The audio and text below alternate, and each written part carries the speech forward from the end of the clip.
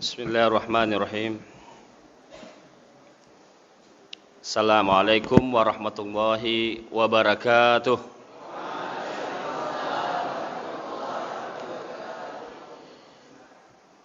Alhamdulillahirabbil alamin. Wassalatu wassalamu ala asyrafil anbiya'i wal mursalin. Nabiyina Muhammad wa ala alihi wa ashabihi ajmain. Rabbi shrah li sadri wa yassir li amri wahlul 'uqdatam min lisani yafqahu qawli. Allahumma alimna bima yanfa'una wa anfa'na bima 'allamtana. Allahumma la sahla illa ma ja'altahu sahla wa anta taj'alul huzna idza syi'ta sahla. Allahumma la mani'a lima a'taita wala mu'tiya lima mana'ta wala yanfa'u zal jaddi minkal jadd. Bapak-bapak, ibu-ibu, hadirin hadirat yang dirahmati Allah Subhanahu wa taala. Alhamdulillah kita dapat berhadir di masjid yang mulia ini, Masjid Taqwa Lok Semawe,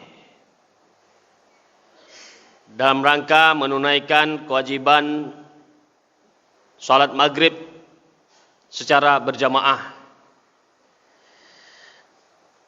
sekaligus juga menghadiri majelis ilmu serta bersilaturahim sesama kita.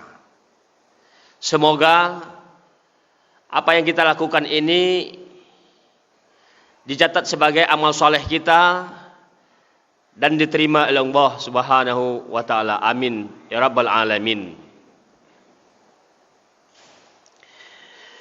Bapak-bapak, ibu-ibu yang dirahmati Allah Subhanahu wa taala, penghormatan saya kepada Al-Mukarram Ketua Pimpinan Daerah Muhammadiyah Lok Semawe, Ustadz Baihaqi. Kemudian Imam Cik Masjid Taqwa Muhammadiyah Lok Semawe, Ustadz Syarifuddin. Ya, Ustadz Saifuddin. Baru berkenalan. Jadi masih Syarifuddin dekat-dekat lah. Nggak apa-apa. Baik, Ustadz Saifuddin, alhamdulillah sudah kenal. Kalau tidak diundang sini nggak kenal-kenal. Salah terus namanya. Sekarang nggak salah lagi. Bapak-bapak yang lain ya, yang saya hormati, para pengurus PD Muhammadiyah Lok Semawe yang tidak mungkin saya sebutkan satu persatu, belum kenal. Insyaallah kita akan kenal. Senang sekali saya bisa berkenalan dengan bapak sekalian, bisa berhadir di masjid yang mulia ini, di markas PD Muhammadiyah Lok Semawe, dan juga di tempatnya pesantren Ihya Sunnah. Alhamdulillah, tempatnya belajar anak-anak kita, calon-calon ulama, calon-calon ustadz, calon-calon mujahid ke depan, penegak syariat. Inilah tempatnya.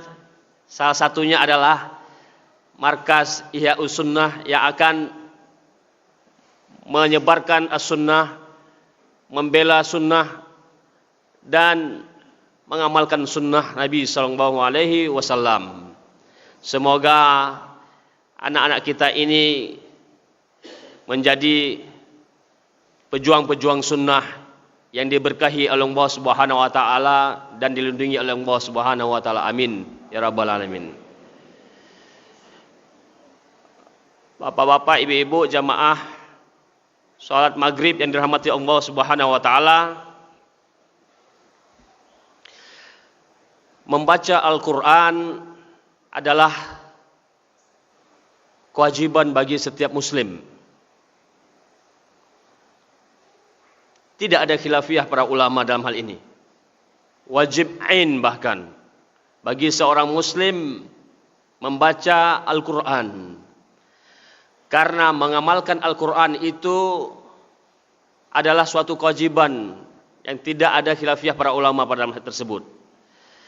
Karena mengamalkan Al-Quran itu adalah wajib ain, maka membaca itu juga menjadi wajib in. Sebab kaidah usul fikih mengatakan ma la yatimul wajibu illa bihi fahuwa wajibun. Apa yang tidak sempurna kewajiban kecuali dengan dia, maka sarana tersebut menjadi wajib juga hukumnya. Menjadi wajib juga hukumnya. Maka ketika hukum mengamalkan Al-Quran dan As-Sunnah itu adalah suatu kewajiban bagi setiap muslim, maka membaca Al-Quran dan membaca As-Sunnah atau hadis-hadis Nabi SAW adalah juga merupakan suatu kewajiban bagi setiap muslim agar dapat mengamalkan Al-Quran dan Sunnah tersebut. Tidak mungkin mengamalkan Al-Quran, tidak mungkin mengamalkan As-Sunnah kalau kita tidak membaca keduanya. Bagaimana mungkin kita mau menjalankan kewajiban kita mengamalkan Al-Quran dan As-Sunnah sedangkan kita sendiri tidak mau membacanya? Tidak mungkin.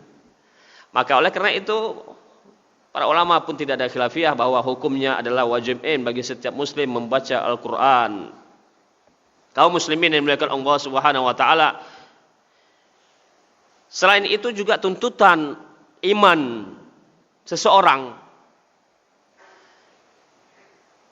Ketika seseorang mengaku dirinya muslim atau orang sebagai mukmin, maka imannya itu menuntut kepada kita untuk membuktikan ucapannya itu. Jadi iman itu tidak sekedar mengaku saja atau mengatakan saja bahwa saya muslim, saya mukmin. Tidak cukup mengatakan asyhadu an la ilaha illallah wa asyhadu anna muhammadar rasulullah, tidak cukup. Tapi juga iman itu adalah tasdiqun bil qalbi, meyakini dengan hati. Wa iqrarun bil lisan, dan mengucapkan atau mengakui dengan lisan. Wa amalun bil jawarih, dan mengamalkan dengan perbuatan. Nah, inilah makna iman. Harus ada tiga rukun ini. Tasdiqun bil qalbi wa al-imanu tasdiqun bil qalbi. Iman itu adalah tasdiqun bil qalbi, meyakini dengan sepenuh hati. Iman itu yakin, percaya. Kemudian wa iqrarun bil lisan. Yang kedua iqrarun bil lisan. Mengucap dengan lisan, asyhadu an la ilaha illallah wa asyhadu anna muhammadar rasulullah. Aku bersaksi bahwa tidak ada Tuhan yang patut disembah melainkan Allah Subhanahu wa taala. Dan aku bersaksi bahwa tidak ada nabi, dan bahwasanya Rasulullah itu adalah, dan bahwasanya Muhammad itu adalah Rasulullah, utusan Allah. Dengan lisan. Dengan lisan mengucapkannya. Syahadatain. Tidak cukup juga dengan itu. Tapi harus dibuktikan yang ketiga adalah konsekuensinya, rukun yang ketiga iman adalah wa amalun bil jawarih. Yaitu melakukan ibadah-ibadah, ketaatan-ketaatan, kewajiban-kewajiban sebagai bukti daripada ucapan dalam keyakinan, meyakinkan dalam hati dan ucapan yang telah diucapkan, maka pembuktian itu adalah wajib juga. Maka harus tiga-tiga ini baru sempurna iman seseorang. Kalau tidak maka belum sempurna imannya atau belum menjadi orang mukmin kalau belum ada tiga-tiga ini. Maka tidak cukup saja kalau orang yang mengucapkan syahadat saja, meyakini saja rukun iman, yakin saja, percaya rukun iman ada 6, percaya kepada Allah, ya Allah ada, percaya kepada malaikat, ya malaikat ada, percaya kepada nabi, ya nabi ada, percaya kepada Al-Quran, percaya kepada hari akhirat, percaya kepada qadar dan qadar, baik yang baik atau yang buruk. 6 rukun iman ini tidak cukup saja keyakinan itu, percaya saja, tapi harus ada pembuktian. Kalau tidak salat, harus membuktikan bahwa dia seorang muslim, wajib salat. Seorang muslim wajib puasa. Seorang muslim wajib membayar zakat. Seorang muslim wajib membaca Al-Quran. Nah, ini maka yang ingin saya sampaikan pada hari ini adalah topik pengajian kita hari ini adalah tentang urgensi dan keutamaan membaca Al-Quran. Kaum muslimin yang dimuliakan Allah Subhanahu wa taala, tadi kita sudah menyebutkan hukum membaca Al-Quran itu adalah wajib. Kemudian karena itu ada tuntutan iman seseorang. Selain iman, karena Al-Quran itu adalah pedoman hidup, petunjuk hidup seorang muslim. Jadi bagaimana kita hidup tanpa petunjuk, tanpa arah? Pasti kita akan tersesat. Kalau kita dalam perjalanan musafir, sekarang ini sudah ada GPS, Maps, Google Maps. Taruh di depan ataupun di depan kita lihat sudah perjalanan sudah sampai mana, kiri kanan kata Google, 100 meter lagi kanan, masuk memasuki jalan Banda Aceh Medan, kaki ambil kiri dan sebagainya. Maka itu juga Al-Quran menuntun kita untuk mencapai kebahagiaan dunia akhirat, untuk mencapai kita keselamatan dunia dan akhirat, agar kita menuntun masuk ke dalam surga, agar kita selamat daripada api neraka. Maka petunjuk Al-Quran itu pedoman, sebagaimana kita menjadikan yang lain-lainnya seperti Google Maps sebagai pedoman kita agar kita tidak tersesat dalam perjalanan kita. Maka seperti itu juga Al-Quran, agar kita tidak tersesat hidup kita ini. Maka kita jadikanlah Al-Quran itu sebagai pedoman, petunjuk hidup, sehingga kita bisa selamat dunia akhirat, dan kita bisa masuk surga dan selamat daripada api neraka, serta bahagia dunia akhirat. Nah, inilah maka penting urgensinya mempelajari, membaca Al-Quran dan berinteraksi dengan Al-Quran. Maka diwajibkanlah kita membaca Al-Quran. Dzalikal kitabu la raiba fihi hudal lil muttaqin. Al-Quran itu tidak ada keraguan padanya, menjadi petunjuk bagi orang-orang yang bertakwa. Syahrul Ramadan alladzi unzila fihil Qur'anu hudal linnasi. Pada bulan Ramadan itu diturunkanlah Al-Quran. Sebagai apa? Hudan linnas, sebagai petunjuk bagi manusia. Petunjuk dan pedoman. Khususnya bagi umat Islam, khususnya bagi orang-orang mukmin dan orang-orang yang bertakwa. Kaum muslimin yang dimuliakan Allah Subhanahu wa taala. Nah, ini maka penting sekali membaca Al-Quran sebagaimana saya sebutkan tadi. Nah, namun sayangnya masih ada di antara kita yang jarang membaca Al-Quran, malas membaca Al-Quran, sibuk dengan kegiatannya, kegiatan dunia, sibuk dengan bisnis, sibuk dengan perdagangannya, jual belinya, sibuk dengan birokrasinya, pegawainya, sibuk dengan bertani, sibuk dengan berkebun, sibuk dengan nelayan, sibuk dan sebagainya, sibuk dengan kuliahnya, sibuk dengan sekolahnya, tapi tidak dibaca Al-Quran, ditinggalkan Al-Quran, bahkan tidak dipelajarinya, dibaca saja tidak, atau jarang dibaca, apalagi mempelajarinya. Nah, bagaimana ini dikatakan mengamalkan Al-Quran? Kalau Al-Quran saja tidak dibaca, tidak mungkin mengamalkan Al-Quran. Sedangkan mengamalkan Al-Quran itu adalah wajib bagi setiap muslim. Wajib, agar dia selamat dunia akhirat dan bahagia dunia akhirat.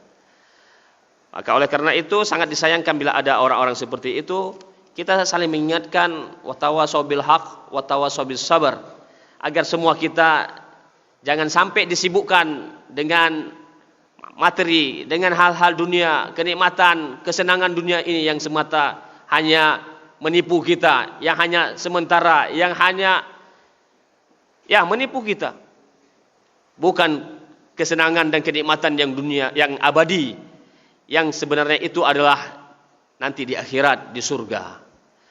Kaum muslimin yang dimuliakan Allah Subhanahu wa taala, membaca Al-Qur'an itu tidak hanya wajib. Jadi berinteraksi dengan Al-Qur'an tidak hanya, atau bertadarus dengan Al-Qur'an tidak hanya dengan membaca Al-Qur'an saja. Jadi tidak hanya Al-Qur'an saja yang wajib. Tapi juga interaksi dengan Al-Qur'an itu juga dianjurkan, diperintahkan kepada kita untuk memahami Al-Qur'an itu sendiri. Apa bacaan kita, hendaklah kita paham apa yang kita baca, agar kita dapat mengamalkannya Al-Qur'an. Bagaimana kita mau mengamalkan Al-Qur'an sedangkan kita tidak paham apa yang kita baca? Mustahil.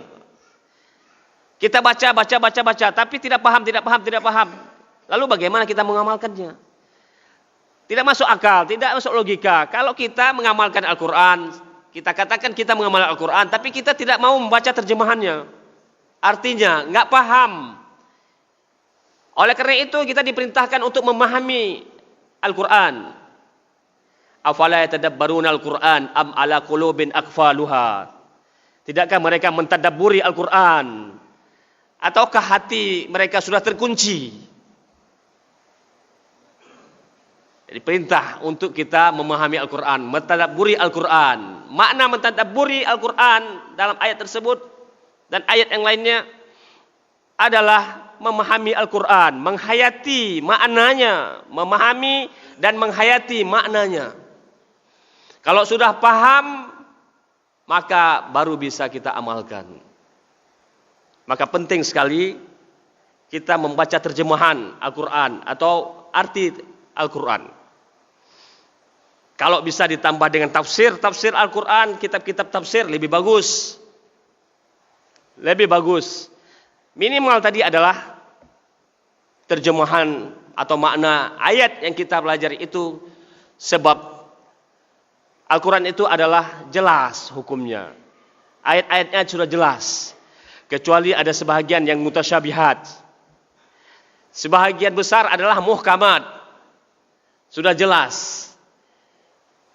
Jadi sudah kita pahami langsung dari makna, sudah jelas. Kecuali kalau ada hal-hal yang sebahagiannya memang ada yang mutasyabihat, yang tidak jelas. Maka itu perlu kita merujuk kepada kitab-kitab tafsir para ulama yang telah menjelaskan makna yang kurang jelas tersebut atau tidak jelas yang bagi kita, tapi bagi para ulama, orang-orang yang mendalam ilmunya, mereka sudah jelas. Nah, maka pentingnya kita merujuk kepada ilmu, kepada kitab-kitab tafsir para ulama. Jika kita menemukan hal-hal yang menurut kita tidak jelas, fas'alu ahla dzikri in kuntum la ta'lamun. Tanyalah kepada orang yang ahli ilmu, yang berilmu, jika kalian tidak mengetahuinya. Maka kita tanya ulama. Kalau bisa langsung ketemu, alhamdulillah. Kalau sudah meninggal, maka kitab-kitab mereka itulah kita bertanya pada ulama dengan membaca kitab-kitab para ulama. Bertanya kepada Imam Syafi'i, beliau sudah meninggal, tapi beliau sudah meninggalkan buku beliau, kitab beliau Al-Um. Baca kitab Al-Um, maka sudah ada jawabannya, persoalan-persoalan yang ada sama kita. Hal-hal yang menjadi persoalan bagi kita sudah ada diajarkan oleh Imam Syafi'i dan kitabnya Al-Um. Kitab fikih karangan Imam Syafi'i Al-Um, dan kitab Ar-Risalah beliau dalam ilmu usul fiqh. Kita rujuk imam bukunya, kitabnya Imam Malik Al-Muwatta. Rujuk dalam pembahasan fikih-fikih beliau, dan apa yang ditulis oleh para ulama, pengikut-pengikut beliau. Sebagaimana juga kita merujuk kepada para ulama pengikut-pengikut Imam Syafi'i, ulama Syafi'iyah, ulama kemudian pengikut ulama Imam Malik yaitu Malikiyah, dan pengikut kepada Imam Ahmad bin Hambal, dan pengikut mereka Hanabilah, dan kemudian ulama Imam Abu Hanifah dan pengikut mereka yaitu disebut dengan Hanafiyah atau Al-Ahnaf. Nah, inilah fas'alu ahla dzikri in kuntum la ta'lamun. Wajib kita bertanya kepada para ulama dengan merujuk kepada kitab-kitab mereka kalau mereka sudah mendahului kita. Kaum muslimin yang dimuliakan Allah Subhanahu wa taala, interaksi dengan Al-Quran itu tidak hanya diwajibkan dengan membaca saja, namun juga memahaminya.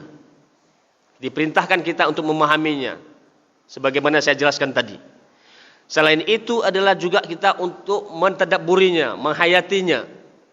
Setelah memahami, menghayatinya. Kemudian kita juga diperintahkan untuk mendengar Al-Quran, sering-sering mendengar Al-Quran. Mendengar Al-Quran, membaca Al-Quran itu mendapat pahala. Mendengar Al-Quran mendapat pahala. Mempelajari Al-Quran mendapat pahala. Mentadabburi Al-Quran mendapat pahala. Mengajarkan Al-Quran mendapat pahala. Apalagi mengamalkan Al-Quran, luar biasa pahalanya. Jadi segala interaksi kita dengan Al-Quran semuanya menjadi berkah. Orang yang mengajarkan Al-Quran berkah hidupnya. Orang yang belajar Al-Quran berkah. Orang yang menghafal Al-Quran berkah. Orang yang mendengar Al-Quran berkah. Semua interaksi seseorang itu dengan seorang muslim dengan Al-Quran berkah semuanya. Tidak ada yang tidak berkah. Semakin banyak interaksinya dengan Al-Quran, semakin dekat dengan Allah Subhanahu wa taala, semakin banyak keberkahan yang dia dapat. Semakin dekat dengan Allah Subhanahu wa taala, semakin tenang hatinya. Semakin bahagia. Meskipun dia bukan orang kaya, meskipun dia bukan pejabat, bukan orang punya mobil mewah, rumah mewah, biasa-biasa saja. Bahkan mungkin dikategorikan miskin, fakir miskin, tapi dekat dengan Al-Quran, bahagia. Nggak ada susah hidup ini. Orang yang jauh sebaliknya, orang-orang yang jauh dengan Al-Quran, susah hidupnya. Nggak bahagia. Meskipun dia orang kaya. Punya mobil mewah. Kelihatannya senang. Tapi sebenarnya dia menyimpan susah. Menyimpan susah. Ada selalu dia berpikiran. Nggak tenang hidupnya. Makin kaya makin nggak tenang lagi malah. Takut hartanya di sini diambil sama orang. Takut dia harta di sini bagaimana diambil sama orang. Makin susah. Kita yang miskin kan nggak susah. Nggak ada sesuatu yang dipikirkan hartanya karena nggak ada harta. Karena nggak ada harta makanya tidak susah. Makanya kita pikirkan harus fokus kepada Al-Quran. Jangan malah kita nggak ada apa-apa lagi kemudian kita tidak baca lagi Al-Quran. Ini lebih parah lagi. Udah tidak ada harta nggak baca lagi Al-Quran. Ini namanya tidak bersyukur lagi. Kalau orang kemudian orang kaya kemudian mereka mungkin masih ada harta itu yang membuat dia itu menghalanginya daripada membaca Al-Quran, disibukkan dengan harta. Dia itu dilalaikan dengan harta. Kita apa yang dilalaikan? Jadi 2 kali rugi. Udah harta nggak ada, pahala dapat Al-Quran juga jauh tidak dapat. Nah, jadi oleh karena itu kaum muslimin yang dimuliakan Allah Subhanahu wa taala, jadi orang yang semakin jauh dengan Al-Quran, orang yang melalaikan Al-Quran, maka dia tidak bahagia. Meskipun dia punya materi yang banyak, punya rumah mewah, punya harta yang banyak dan sebagainya, namun hidupnya susah. Makanya sakit ini, sakit itu. Orang-orang kampung nggak ada sakit apa-apa karena nggak ada pikiran. Nah, kaum muslimin yang dimuliakan Allah Subhanahu wa taala, boleh jadi orang kaya, tapi orang kaya yang menjalankan ketaatan pada Allah Subhanahu wa taala. Boleh menjadi orang kaya tapi jangan lupa syukur nikmat. Boleh menjadi orang kaya, nggak ada larangan, nggak ada diharamkan, bahkan disuruh lagi. Bahkan disuruh lagi umat Islam ini menjadi orang kaya agar bisa memberikan kepada orang lain. Agar berinfak, bersedekah, agar memakmurkan masjid, bersedekah ke masjid, membangun bersedekah kepada panti-panti asuhan dan sebagainya. Nah, ini adalah sebenarnya adalah diperintahkan oleh Allah. Tapi jangan lupa kewajiban. Jadi kaya seperti Abu Bakar As-Siddiq. Orang kaya beliau tapi semua harta yang untuk Islam. Kaya seperti Utsman bin Affan. Seluruh harta, sebagian besar hartanya untuk Islam. Abdurrahman bin Auf. Dan para sahabat-sahabat yang kaya, mereka semuanya orang-orang yang saleh, orang yang bertakwa, orang yang dicintai oleh Allah Subhanahu wa taala karena ketakwaan dan keimanan mereka. Justru harta mereka itu mengantarkan kepada mereka untuk lebih bertakwa kepada Allah, lebih bersyukur kepada Allah karena mereka tahu harta itu ada di Allah. Karena mereka tahu bahwa harta itu dari Allah, titipan Allah, sementara diuji menjadi orang kaya. Maka oleh karena itu dia semakin sadar bahwa kewajibannya lebih banyak lagi daripada yang lainnya. Kaum muslimin dimiliki Allah SWT, maka demikian pula dengan kita, dengan Al-Quran ini. Maka kita harus sadar diri, jadi siapapun kita, baik yang kaya atau miskin, maka siapapun kita, apapun latar belakang pekerjaan kita dan pendidikan kita, wajib hukumnya membaca Al-Quran dan mengamalkan Al-Quran. Dan ini, membaca Al-Quran dan mengamalkan Al-Quran sangat berhubungan dan terikat dengan interaksi Al-Quran yang lain yang tidak boleh disepelekan atau diringankan atau dilalaikan, seperti menghafal Al-Quran, mendengar Al-Quran, mempelajari Al-Quran, dan mentadabburi Al-Quran. Semuanya saling terkait dan semua diperintahkan. Semua yang diperintahkan tidak boleh ditinggalkan. Setiap harinya kita harus wajib berinteraksi dengan Al-Quran. Minimal adalah setiap harinya baca Al-Quran. Kalau bisa tambah menghafal Al-Quran. Kalau bisa mempelajari Al-Quran. Kalau bisa kemudian tambah dengan menghafal Al-Quran dan sebagainya. Dan yang paling penting setiap harinya kita mengamal Al-Quran. Tujuan akhirnya adalah mengamalkan Al-Quran. Kaum muslimin yang dimuliakan Allah Subhanahu wa taala, itulah urgensi dan kewajiban kita terhadap dalam membaca Al-Quran dan berinteraksi dengan Al-Quran. Maka itu semuanya interaksi kita dengan Al-Quran tersebut itulah disebut dengan tadarus Al-Quran. Jadi bukan dengan membaca saja tadarus Al-Quran, tapi juga yang disebut tadarus Al-Quran adalah membaca Al-Quran, memahami Al-Quran, mentadabburi Al-Quran, menghafal Al-Quran, mempelajari Al-Quran, dan mengajarkan Al-Quran, serta mengamalkan Al-Quran yang paling penting.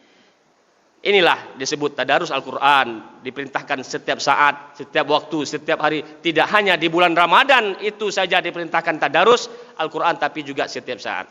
Kaum muslimin yang dimuliakan Allah Subhanahu wa taala, maka rugi sekali kalau ada orang-orang yang tidak mau membaca Al-Quran, malas membaca Al-Quran, sibuk, tidak ada waktu. Rugi. Banyak sekali keutamaan orang yang membaca Al-Quran. Sangat disayangkan kita mampu membaca Al-Quran, koran. Serambi Indonesia misalnya, setiap hari khatam 16 halaman, 18 halaman, duduk 15 menit di kedai kopi. Duduk, masuk kantor, depan baru masuk kantor, lihat dulu di meja, mana serambi, capek aku cari.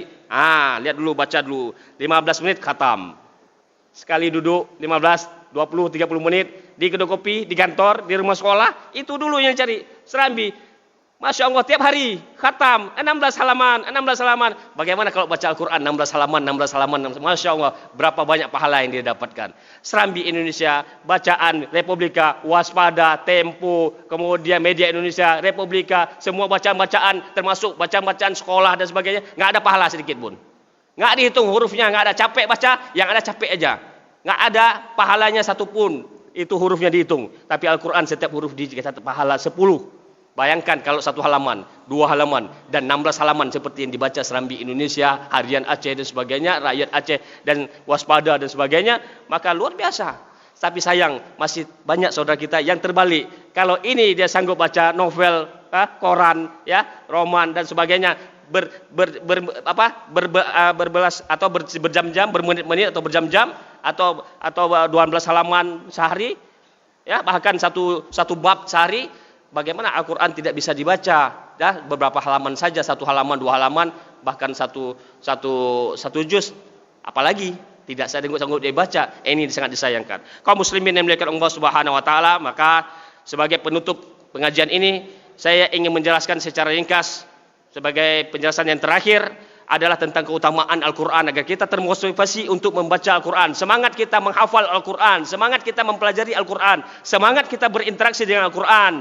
Jangan tinggalkan Al-Quran. Berteman dengan Al-Quran, mencintai Al-Quran. Allah Subhanahu wa taala dan Rasulnya juga telah menjelaskan tentang keutamaan-keutamaan orang-orang yang membaca Al-Quran. Saya akan menjelaskan hadis-hadis Rasulullah SAW yang menjelaskan tentang keutamaan-keutamaan orang yang membaca Al-Quran, mempelajari Al-Quran, belajar Al-Quran, mengajarkan kepada orang lain Al-Quran, dan sebagainya. Di antaranya adalah hadis Rasulullah SAW, "May yuridillahu bihi khairan yufaqihu fid din." Rawahu Al-Bukhari. Rawahu muttafaqun alaih. Rawahu Al-Bukhari wa Muslim. Barang siapa, Rasulullah SAW bersabda, barang siapa yang Allah inginkan kebaikan kepadanya, maka Allah mudahkan pemahaman agama kepadanya. Barang siapa yang Allah inginkan kebaikan kepadanya, maka Allah mudahkan pemahaman agama kepadanya. Hadis riwayat Bukhari dan Muslim. Jadi ini keutamaan orang yang belajar Al-Quran, orang yang membaca Al-Quran, orang yang menghafal Al-Quran, Allah mudahkan dia pemahaman agama. Kemudian berarti ini merupakan keutamaan bagi orang-orang yang berinteraksi dengan Al-Quran. Keutamaan lainnya yang kedua adalah mendapatkan syafaat pada hari kiamat. Orang yang membaca Al-Quran dan mengamalkannya akan mendapatkan syafaat pada hari kiamat. Pertolongan Allah SWT pada hari kiamat. Yang mana pada hari itu kita sangat membutuhkan pertolongan, syafaat. Ayah kita tidak mampu memberikan syafaat kepada kita bisa masuk surga. Tidak. Ibu kita tidak sanggup memasukkan kita ke dalam surga. Tidak. Paman kita, tidak. Kakek kita, nenek kita, tidak. Backing kita dulu. Panglima TNI, presiden, gubernur, bupati, kepala ini, kepala itu, kepala dinas ini. Dulu backing kita. Dia hebat dulu. Waktu di akhirat sama-sama kayak kita semuanya. Nggak ada beda satupun. Kaya, miskin sama. Jabatan yang tidak punya jabatan sama. Semuanya butuh syafaat. Butuh pertolongan, semuanya sangat-sangat genting. Antara masuk neraka dengan masuk surga. Maka semuanya butuh. Itulah Al-Quran datang. Yang kita baca waktu di dunia, kita amalkan waktu di dunia. Maka datang kepada kita, kemudian memohon kepada Allah Subhanahu Wa Taala, ya Allah perkenankan aku memberikan syafaat kepada dia. Karena dia telah membaca Al-Quran dan kemudian mengamalkannya. Maka dengan izin Allah Subhanahu Wa Taala, maka sesuai dengan hadis Rasulullah SAW, maka dia dikabulkan oleh Allah Subhanahu Wa Taala, kemudian dimasukkan ke dalam surga. Diberikan syafaat. Karena gara-gara dia membaca Al-Quran dan berinteraksi dengan Al-Quran. Nah, ini keutamaan yang kedua, membaca Al-Quran. Kemudian yang ketiga, keutamaan membaca Al-Quran dan berinteraksi dengan Al-Quran adalah menjadi orang terbaik di sisi Allah, bahkan di sisi manusia. Berdasarkan sabda Rasulullah SAW, khairukum man ta'allamal Qur'ana wa 'allamahu. Sebaik-baik kalian adalah orang yang mempelajari Al-Quran dan mengajarkan kepada orang lain. Rawahu Al-Bukhari, hadis riwayat Al-Bukhari. Jadi orang yang terbaik berdasarkan hadis ini, orang yang terbaik itu di sisi Allah Subhanahu Wa Taala adalah, dan Rasulnya adalah orang yang membaca Al-Quran, mempelajari Al-Quran dan mengajarkan kepada orang lain. Itulah orang yang terbaik. Itulah the best one. Ya, itu adalah the best one, the best person. Bisa bahasa Inggris ya? Nah ya. Santri-santri ini pintar bahasa Inggrisnya, jadi nggak perlu diterjemahkan lagi. The best one, the best person di sisi Allah Subhanahu Wa Taala. Jadi bukan presiden the best, bukan gubernur. Nggak usah bersedih kalau nggak terpilih jadi presiden. Karena bukan yang terbaik. Bukan pula gubernur, bukan pula bupati, bukan pula Pak Camat, bukan pula Pak Lurah, Pak Kecil, dan sebagainya. Tapi di sisi Allah SWT yang paling baik itu, yang terbaik adalah orang yang bertakwa. Siapa orang bertakwa? Itulah orang yang membaca Al-Quran, belajar Al-Quran, mengajarkan Al-Quran, dan interaksi dengan Al-Quran. Itulah orang bertakwa. Inna akramakum indallahi atqakum. Sesungguhnya orang yang paling mulia di sisi Allah, yang termulia di antara kamu sekalian adalah orang yang paling bertakwa. Sesungguhnya Allah tidak melihat hati-hati kalian. Inna Allah la yanzuru ila ajsamikum, tidak melihat kepada badan-badan kalian, tubuh-tubuh kalian kekar, molek, cantik dan sebagainya, rupa kamu tidak, tapi Allah melihat kepada hati-hati kalian. Berarti takwa. Dan sifat takwa itu antara adalah selalu membaca Al-Quran, selalu berinteraksi dengan Al-Quran. Nah, ini keutamaan yang ketiga, orang yang membaca dan berinteraksi dengan Al-Quran. Kemudian keutamaan yang keempat, memasukkan ke dalam surga, dan tidak tanggung-tanggung. dimasukkan oleh Allah SWT orang yang membaca Al-Quran, orang yang menghafal Al-Quran, orang yang mengamalkan Al-Quran, dan orang yang berinteraksi dengan Al-Quran ke dalam surga. Surganya adalah tempatnya yang paling istimewa. Kalau di dunia ada VIP, enak sekali di VIP, dilayani, banyak semuanya serba lengkap, enak dan sebagainya. Maka di akhirat juga ada VIP-nya, lebih daripada dunia. Lebih pada VIP-nya dunia atau VIP-nya dunia. Lebih hebat lagi dia di surga. Melebihi apa dunia yang kita tidak terbayangkan. Bagaimana indahnya, bagaimana nikmatnya. Belum pernah kita lihat, belum pernah terbayangkan, belum pernah kita dengar. Kenikmatannya, itulah kenikmatannya surga. Itulah disediakan bagi orang yang membaca Al-Quran dan berinteraksi dengan Al-Quran. Dalilnya adalah berdasarkan hadis yang diriwayatkan oleh Aisyah radhiyallahu anha. Ia berkata, alladzi yaqra'ul Qur'an, Rasulullah SAW bersabda, alladzi yaqra'ul Qur'an, orang yang membaca Al-Qur'an wa huwa mahirun bihi, dan dia itu mahir, pintar membacanya, ya sesuai dengan tajwid maksudnya. Ma'asafaratil kiramil bararah, maka dia itu akan ditempatkan bersama dengan para malaikat yang suci dan mulia. Malaikat makhluk yang suci yang tidak pernah berbuat dosa sedikit pun. Tempatnya paling tinggi. Surga yang paling tinggi itulah surga yang ditempati oleh para malaikat. Maka ditempatkanlah dia itu dengan para malaikat di surga. Walladzi yaqra'ul Qur'an wa huwa wa yatata'u fihi wa alaihi syakun falahu ajran. Dan ada pun orang yang kemudian membaca Al-Qur'an tapi dia susah membacanya, terbata-bata, sulit membaca karena baru belajar, tetap diganjar pahala, yaitu pahalanya dua pahala. Karena dia semangat untuk belajar, maka tetap walaupun dia belum pandai-pandai, tetap dikasih pahala oleh Allah Subhanahu wa taala dengan 2 pahala. Nah, ini keutamaan orang yang membaca Al-Qur'an dan berinteraksi dengan Al-Qur'an. Keutamaan lainnya membaca Al-Qur'an dan berinteraksi dengan Al-Qur'an adalah Allah tinggikan derajat suatu kaum itu dengan Al-Qur'an, dan Allah hinakan suatu kaum itu dengan Al-Qur'an pula karena ditinggalkan.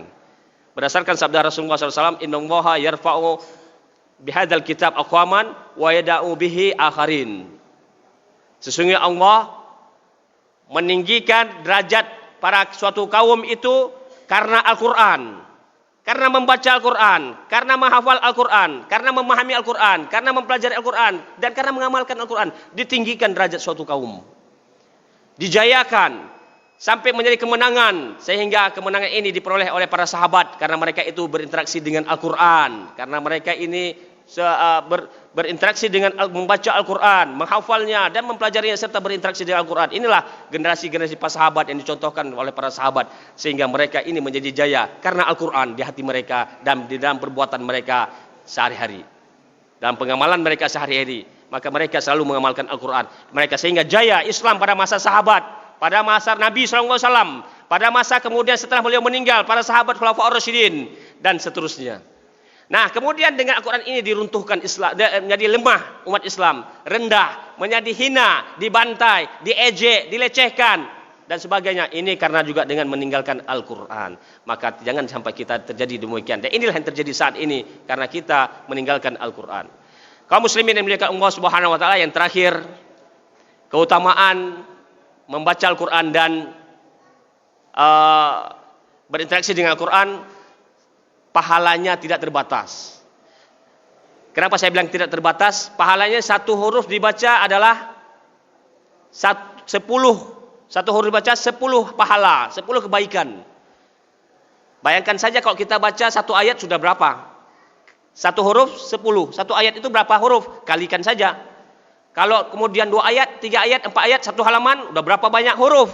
Kalikan saja. 2 halaman, kalikan saja. Kan tidak terbatas kalau sebaca kita baca banyak-banyak terus sampai kepada 1 juz. Karena saya kira 1 juz 1 hari itu bukan suatu hal yang berat, bukan suatu hal yang mustahil, yang berat dan sebagainya. Biasa, orang 1 juz, 2 juz, biasa. Maka pahalanya itu adalah tidak terbatas, langsung kita bilang. Jangan dikali-kali.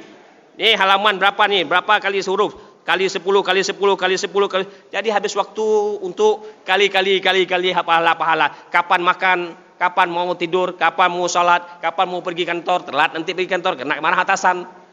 Kapan kuliah, kapan kemudian pergi sekolah, marah guru, terlambat. Jadi nggak usah dihitung lagi, tidak terbatas saja. Udah selesai. Jadi nggak capek-capek. Pahalanya langsung di save di tabungan akhirat. Alhamdulillah. Maka ini keutamaan membaca Al-Quran. Kemudian satu lagi yang terakhir, hati tenang. Orang yang membaca dan berinteraksi dengan Al-Quran hatinya tenang. Ala bizikrillahi tatma'innul qulub. Bukankah berzikir kepada Allah itu menenangkan hati? Al-Quran adalah zikir yang paling afdal. Adalah Al-Quran. Zikir yang paling afdal adalah, yang paling utama adalah Al-Quran. Maka Allah tegaskan, ala bizikrillahi tatma'innul qulub. Ketahuilah bahwa berzikir kepada Allah itu adalah menenangkan hati. Itulah Al-Quran, menenangkan hati.